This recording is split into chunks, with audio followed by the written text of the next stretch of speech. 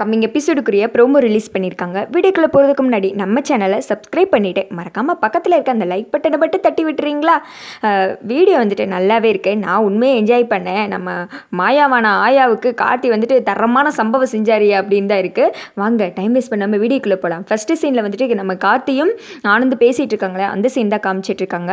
அண்ணா, நீ வந்துட்டு அவங்க மேலே பாவப்படுறதெல்லாம் சரிதான், நீ சொல்கிறதெல்லாம் ஓகே தான். ஆனால் அதுக்காக அண்ணியை நினச்சி பாரு, உன்னையும் இந்த வீட்டையும் தவிர அன்னிக்கு வேறு எதுவுமே தெரியாது. அவங்க ரொம்ப பாவம், நீ பண்ணுறது ரொம்ப தப்பு. இனிமேல் வந்துட்டு அப்படி பண்ணாத. அவங்களுக்கு வேறு ஏதாவது லைஃப் அமைச்சு கொடு, இல்லைனா வேலை வாங்கி கொடு, இப்படி ஏதாவது ஹெல்ப் பண்ணு அப்படின்னு சொல்ல, ஆமாம் கார்த்தி, நீ சொன்னதுக்கு அப்புறம் தான் புரியுது, நான் இனிமேல் அப்படி பண்ண மாட்டேன், நான் பண்ணது தப்பு தான் அப்படின்னு சொல்ல, அந்த இடத்துக்கு வந்துட்டு மீனாட்சி வந்துடுறாங்க. என்னங்க அப்படின்னு சொல்ல ரெண்டு பேருமே ஷாக் ஆகுறாங்க. சொல்லுங்க நீ அப்படின்ற மாதிரி கார்த்தி கேட்க, எங்கிட்ட வந்துட்டு ஆனந்த், என்ன மீனாட்சி அப்படின்றாங்க. எங்க நீங்கள் இங்கே தான் இருக்கீங்களா? உங்களை நான் எங்கெல்லாமே தேடிட்டு இருந்தேங்க. பார்த்தா இந்த இடத்துல நின்று ரெண்டு பேரும் பேசிகிட்டு இருக்கீங்க, ஏதோ முக்கியமாக பேசிகிட்டு இருக்கிற மாதிரி இருக்குது. நான் வேணால் வந்துட்டு அப்புறம் வரேன் அப்படின்னு சொல்ல, அதெல்லாம் ஒன்றும் இல்லை, நீ சும்மா வேலையை பற்றி தான் அண்ணன்கிட்ட பேசிகிட்டு இருந்தேன், நான் பேசி முடிச்சிட்டேன் அப்படின்னு சொல்லிட்டு கார்த்தி அங்கேருந்து கிளம்பிடுறாங்க. ஆனந்துக்கு அப்பால தப்புச்சிட்டோம்ப்பா, நம்ம மீனாட்சி எதுவுமே கேட்கல, கேட்டிருந்தா ஆடிருப்பா அப்படின்ற மாதிரி ஒரு தோரணையில் அவர் நின்றுக்கிட்டு இருக்க. அடுத்து வந்துட்டு அந்த சைடு காமிச்சிட்டு இருக்காங்க. நம்ம கார்த்தி தான் அருண்கிட்ட பெட் கட்டினார் இல்லையா, ஒரு வாரம் டைம் கொடு, கண்டிப்பாக இந்த நான் பண்ணலை அப்படின்னு சொல்லிட்டு நிரூபித்து காமிக்கிறேன் அப்படின்னு சொல்லிட்டு. கார்த்தினா சும்மாவா அப்படின்ற மாதிரி அதுக்கேற்ற மாதிரி மாயாவே தன்னோட வாயால் அப்படியே வந்துட்டு வாக்குமூலம் கொடுத்துட்டு இருக்காங்க. வாங்க கார்த்தி, நீ கண்டிப்பாக என்னை பார்க்க வருவேன்னு எனக்கு நல்லாவே தெரியும். இப்போயாவது இந்த மாயாவை பற்றி நீ தெரிஞ்சிருப்பியே, நான் எப்படிப்பட்டவனு. இங்கே பாரு, என் அக்காவை வேணான்னு சொல்லி உன் குடும்பமே பெரிய தப்பு பண்ணிடுச்சு. நான் சொன்ன மாதிரி உன் குடும்பத்தை பிரித்து காட்டுறனா இல்லையான்னு மட்டும் பாரு. அதோட முதல் கட்டமாக தான் உன் அண்ணன் ரெசார்ட்டு இருக்கு, அதை அடித்து உடைச்சி நொறுக்குனது எல்லாமே நான் தான், என்னோட ஆளுங்க தான். அதுலேயும் வாண்டடாக ஒருத்தனை அங்கே கோர்த்து விட்டது நான் தான். ஏன்னா உன் பேர் அப்போ தானே சொல்லுவான், எல்லாமே என்னோட பிளான் தான். எப்படி இருந்துச்சு? வீட்டில் பூகம்பமாக வெடிச்சிச்சா? உன் கூட பிறந்தவனே உன்னை நம்பலை.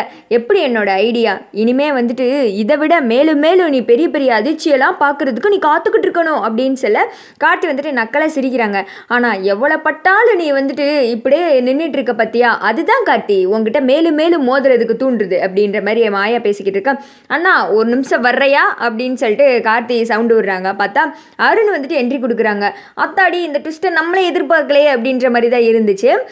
வந்ததுமே எவ்வளோ தைரியம் தான், நீ என்னோட ரெசார்ட்டை அடித்து உடைக்கிறதுக்கு ஆள் அமுச்சு விட்டுருப்ப உன்னை அப்படின்ற மாதிரி மாயா வந்துட்டு அடிக்க போக, அண்ணா ஒரு நிமிஷம் நில்லு, அப்படிலாம் பண்ணிடாத, இவளுக்கு இந்த அடியிலலாம் பதில் சொன்னால் திருந்தாத கேசுனா, இவளை கிட்ட மோதி நம்மளே அசிங்கப்படுத்திக்க கூடாது. இவளோட ஆசை என்ன? நம்ம குடும்பத்தை பிரிக்கணும், அவ்வளோதானே, அதை நம்ம இல்லாமல் ஆக்கணும். இங்கே பாரு, நான் தான் சொன்னேன்ல, என் குடும்பத்திலிருந்து என்னை கண்டிப்பாக பிரிக்கவே முடியாது அப்படின்னு சொல்லிட்டு, நீ எவ்வளவோ பிளான் பண்ணி அதில் கடைசியில் மண்ணக்க வீடு தான் போகிற அப்படின்ற மாதிரி மாயா அசிங்கப்படுத்த சே அப்படின்ற மாதிரி மாயா வந்துட்டு பயங்கரமாக கோவத்தில் இருக்காங்க. அடுத்து வந்துட்டு கார்த்தி அருண் வெளியில் வந்துடுறாங்க. வந்ததுமே கார்த்தி, நான் வந்துட்டு தப்பாக நினச்சிட்டேன், மன்னிச்சிரு அப்படின்ற மாதிரி சொல்ல, ஐயோ அண்ணா அதெல்லாம் விடு அப்படின்ற மாதிரி இவங்க பேசிகிட்டு இருக்காங்க. அதோட பார்த்தீங்கன்னா இந்த ப்ரோமோ வந்துட்டு முடிஞ்சிடுது. எப்படி வந்துட்டு ஆனந்த் ரியா மேட்ரு முடிஞ்சிடுச்சு, மீனாட்சிக்கு எதுவும் தெரியல அப்படின்ற மாதிரி இந்த எபிசோடை கொண்டு வந்திருந்தாலும் கண்டிப்பாக வந்துட்டு ரியா சும்மா இருக்க மாட்டாங்க. ஏன்னா ரியாவோட கேரக்டரே வந்துட்டு நம்ம பார்த்துருந்தீங்கன்னா தெரிஞ்சிருக்கோம், அவங்களுக்கு ஒரு பொருள் வேணும்னா வேணும், அதை எப்படியாவது அடம்பிடிச்சு வாங்கிடணும் அப்படின்ற ஒரு கேரக்டராக தான் ஃபஸ்ட்லேருந்தே நம்ம காமிச்சிட்டு இருக்காங்க.